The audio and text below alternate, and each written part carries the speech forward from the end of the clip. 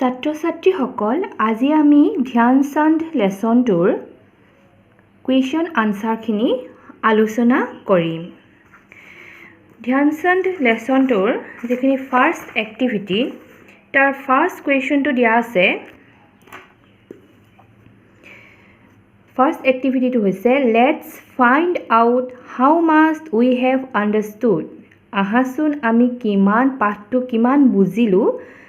সেইখিনি চাওঁ। Number A, with which other sports person is Dhyan Chand compared. Other sports person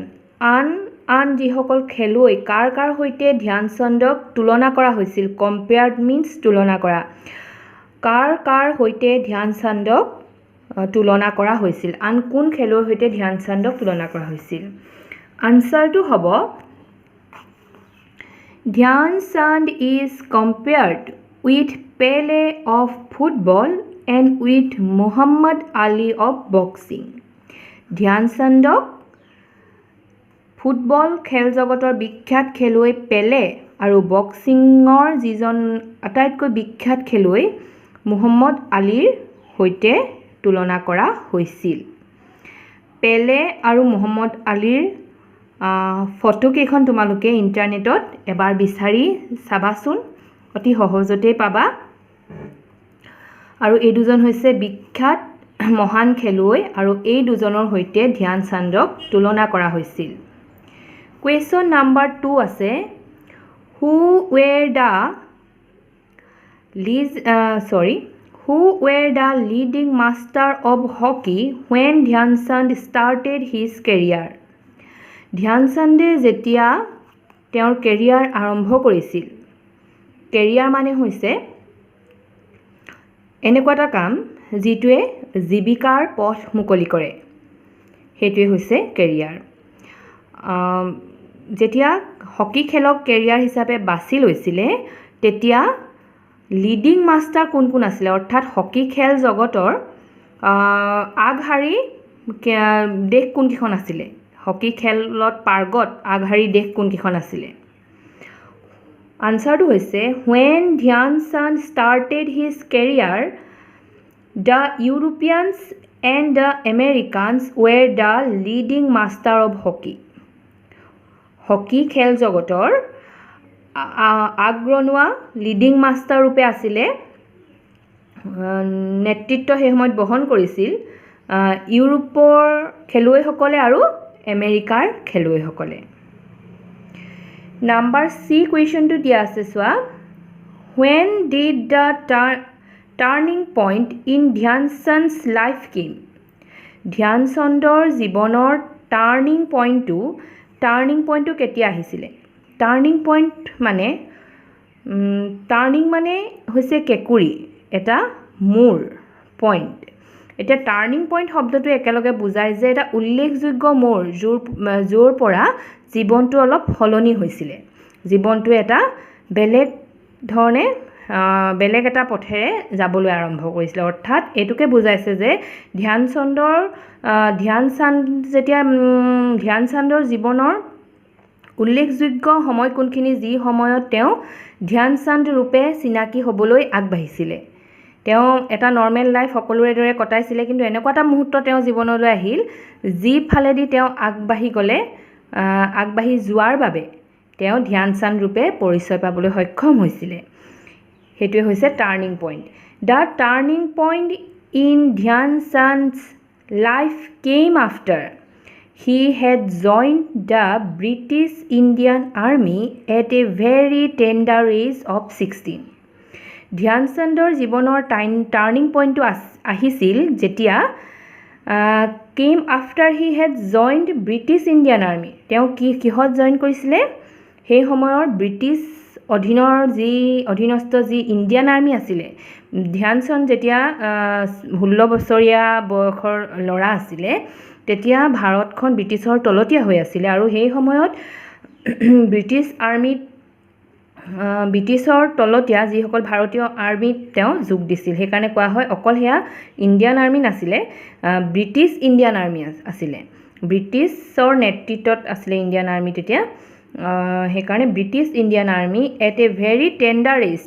as মানে খুব কোমলীয়া বয়স 16 বছৰ 16 খুব কোমলীয়া বয়সত তেওঁ ব্ৰিটিছ ইণ্ডিয়ান আৰ্মিত যোগদান কৰিছিল আৰু তাৰ পাছৰ পৰাই তেওঁ জীৱনৰ যি টাৰ্নিং পইণ্ট সেয়া আহিছিলে নেক্সট কুৱেশ্যনটো কি আছে চোৱা How did Dhyan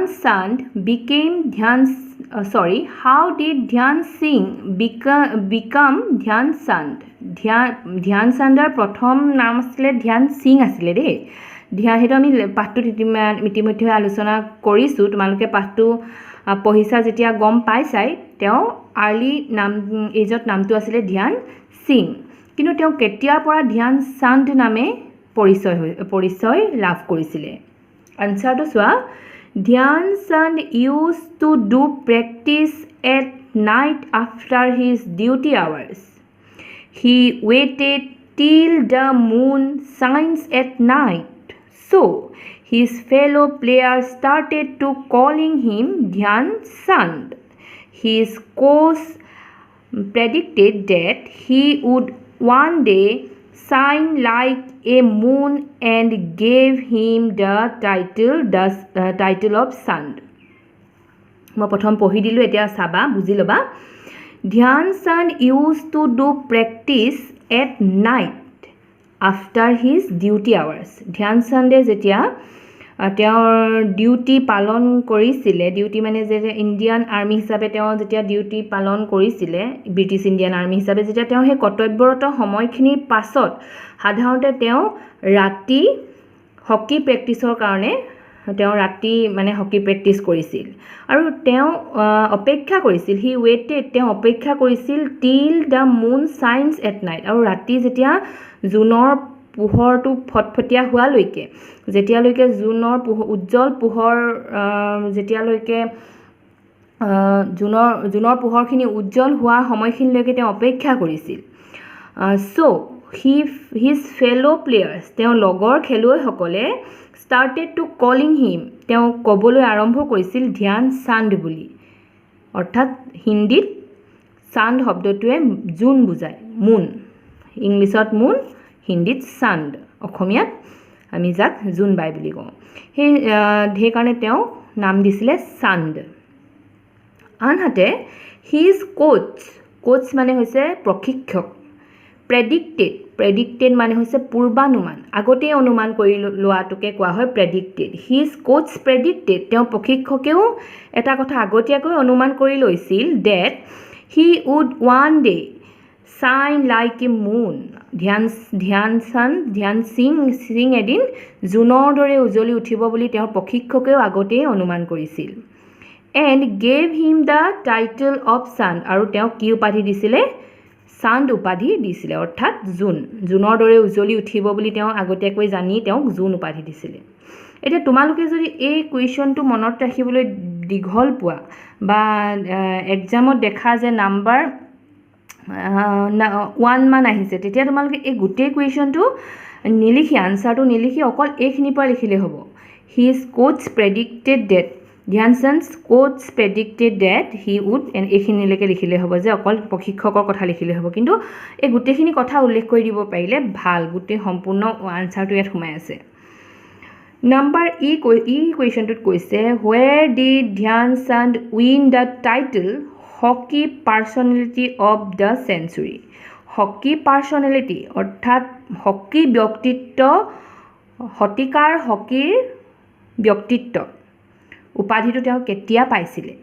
আনসাৰটো হ'ব Dhyan Chand won the title hockey personality of the century in the 1936 Olympic held in বাৰ্লিনত অনুষ্ঠিত হোৱা 1936 চনৰ যিখন অলিম্পিক খেল আছিলে সেই অলিম্পিক খেলখনত তেওঁ এই উপাধিটো শতিকাৰ হকি খেলুৱৈ হিচাপে তাত যেতিয়া সেই অলিম্পিক খেলখনত যেতিয়া গোল্ড মেডেল জিকিছিলে তাৰ পাছতে এই উপাধিটো পাইছিলে number F what is his birthday celebrated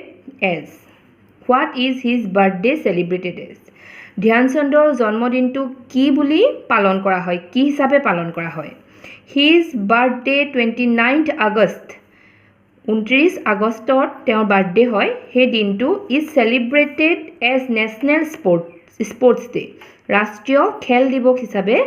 ধ্যানচন্দৰ যিটো জন্মদিন 29 আগষ্ট 29th আগষ্ট সেই দিনটো ৰাষ্ট্ৰীয় খেল দিৱস হিচাপে পালন কৰা হয়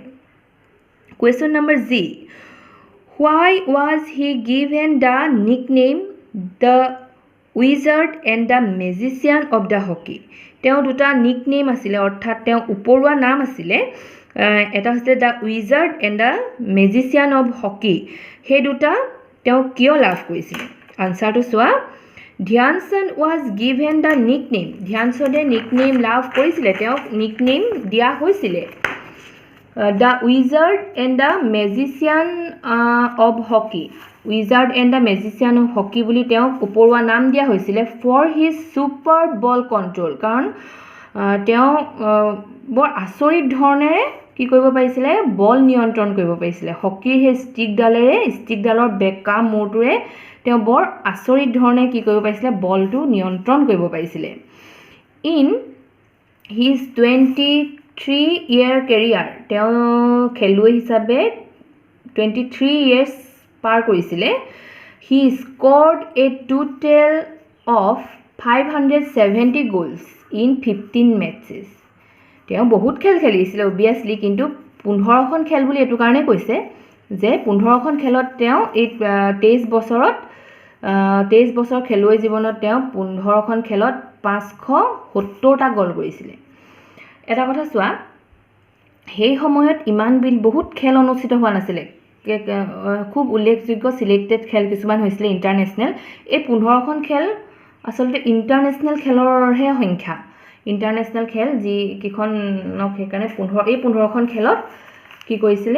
570 গোল কৰিছিল ধেমালি নহয় কিন্তু ভাবিবলৈ গলে এখন খেলত এতিয়া ধৰা এজন খেলুৱৈ দুটাকে গোল কৰাটো বহুত ডাঙৰ কথা দুটাকে গোল কৰিলে মাত্ৰ কেটা হ'ব 30টা গোল কিন্তু তেওঁ কিমান কৰিছিল ভাবিছোৱা 570টা গোল কৰিছিল Activity number 2 খিনি আছে There are 6 paragraphs in the lesson এই পাঠটো ধ্যানচন্দৰ যিটো লেসন সেই লেসনটোত 6টা প্যাৰাগ্ৰাফ আছে Read the following headings and match them with the respective paragraphs ইয়াত কেইটামান লাইন দিয়া আছে আৰু এই লাইন কেইটা কোনটো প্যাৰাগ্ৰাফৰ লগত মানে লিংক আছে প্ৰত্যেকটো প্যাৰাগ্ৰাফৰ সামাৰি টাইপত বা হিন্ট টাইপত দিয়া আছে এই কথাকিটা কোন প্যাৰাগ্ৰাফত জয়েন মানে উল্লেখ আছে সেইকিটা উল্লেখ কৰিব কৈছে আমাৰ ইয়াত তোমালোকে লেসনটো ভালকে প্ৰথম পঢ়ি লবা আসলতে এইবিলাক কাম নিজে কৰি টিচাৰক দেখাব লাগে কিন্তু তোমালোকৰ হেল্প হ'বৰ কাৰণে মই আনসাৰ হৈতে দি দিছো কিন্তু প্ৰথম তোমালোকে নিজে ট্ৰাই কৰিবা তাৰ পাছতে আনসাৰ বিলাক এই ভিডিওটোৰ হৈতে মিলাবা কি কৈছে number A recognition and award received by ধ্যানচন্দে কেতিয়া উল্লেখযোগ্য বঁটা পাইছিলে কেতিয়া তেওঁ ধ্যানচন্দ হিচাপে এটা মানে বিশেষ চিনাকি লাভ কৰি তেওঁ উল্লেখযোগ্য বঁটা পাইছিলে প্যাৰাগ্ৰাফ নাম্বাৰ 6 ইজ প্যাৰাগ্ৰাফ নাম্বাৰ 6 তে আছে পদ্ম তেওঁ কি পাইছিলে পদ্মভূষণ 1956 ত পাইছিলে আৰু তেওঁৰ বাৰ্থডেটো যে নেশনাল স্পৰ্টছ ডে হিচাপে সেলিব্ৰেট কৰা হয় প্যাৰাগ্ৰাফ নাম্বাৰ 6 ত আছে নাম্বাৰ বি টো কি কৈছে চোৱা ধ্যানচন্দ's achievement in the international arena মানে হৈছে ধৰা আখাৰা হিন্দীত যাক কোৱা হয় মঞ্চ বুলি ক'লেও ভুল নহয় খেলৰ মানে ধৰা য'ত খেলে য'ত ধৰা হকি খেলে বা খেলৰ মঞ্চ সেইখনক কোৱা হয় আখাৰা হিন্দীত হেতুৱে মানে আন্তৰাষ্ট্ৰীয় মঞ্চ এখন কেতিয়া লাভ কৰিছিল ধ্যানচন্দে হেতু আছে প্যাৰাগ্ৰাফ নাম্বাৰ 4 ত প্যাৰাগ্ৰাফ নাম্বাৰ 4 তে আছে যে তেওঁ অলিম্পিকত প্ৰথম গোল্ড মেডেল পাইছিলে 1928 ত তাৰ পাছত অলিম্পিকৰ লছ এঞ্জেলছৰ অলিম্পিকত সেকেন্ড গোল্ড মেডেল পাইছিলে তাৰপাছত 1936ত বাৰ্লিন অলিম্পিকত তেওঁ গোল্ড মেডেল পাই কি হৈছিলে hockey personality of the century হিচাপে তেওঁ কি পাইছিলে এটা টাইটেল পাইছিলে সেইখিনি কথা আছে পেৰাগ্ৰাফ নাম্বাৰ 4ত তাৰ পাছৰটো আছে চোৱা Dhyan Chand an international legend in hockey Dhyan Chand যে এজন মানে আন্তঃৰাষ্ট্ৰীয় এজন কিংবদন্তি মহান খেলুৱৈ সেইটো কথা কোন মানে পেৰাগ্ৰাফত উল্লেখ প্ৰথম পেৰাগ্ৰাফতে উল্লেখ আছে পেৰাগ্ৰাফ নাম্বাৰ 1 যে তেওঁ এজন মহান খেলুৱৈ তেওঁক পেলে আৰু মুহম্মদ আলীৰ সৈতে তুলনা কৰা হয় এই কথাখিনি আছে পেৰাগ্ৰাফ নাম্বাৰ 1ত তাৰ পাছত আছে Dhyan Chand's early life paragraph number 2nd তেওঁ ক'ত জন্ম হৈছিলে এলাহাবাদত জন্ম হৈছিলে 1905ত ৰাজপুত ফেমিলিত সেই কথাখিনি আছে পেৰাগ্ৰাফ নাম্বাৰ 2ত তাৰ পাছত শেষত আছে ধ্যান চান্দছ গ'ল ধ্যান চান্দে কিমান গ'ল কৰিছিলে আৰু গ'লটো এটা তেওঁ অকল তেওঁৰ অটোবায়োগ্ৰাফিখনৰ নামো হৈছে গ'ল্ড সেই কথাখিনি ক'ত উল্লেখ আছে ধ্যান চান্দৰ এই পেৰাগ্ৰাফ নাম্বাৰ 5ত এইখিনি চোৱা তেওঁ কিমান গ'ল কৰিছিলে আৰু তেওঁৰ অটোবায়োগ্ৰাফিখনৰ নামো যে গ'ল সেই কথাখিনি 5ত আলোচনা কৰা আছে আৰু আজিলৈ ইমানতে ভিডিঅ'টো সামৰিব লাগিব কাৰণ ভিডিঅ'টো বহুত দীঘল হৈ গৈ আছে আৰু ইয়াৰ পাছৰ যিখিনি এক্টিভিটি নাম্বাৰ 3, 4 আৰু 5 আমি নেক্সট ভিডিঅ'টোত আলোচনা কৰিম ছাত্ৰ ছাত্ৰীসকল মই তোমালোকৰ আজি যিখিনি আমি কুৱেশ্যন আনসাৰ আলোচনা কৰিলোঁ সেইখিনি মই ফটোখিনি স্কেন কৰি মই তোমালোকক এই ভিডিঅ'টোৰ শেষত সংযোজন কৰি দিছোঁ আজিলৈ ইমানতে সামৰিছোঁ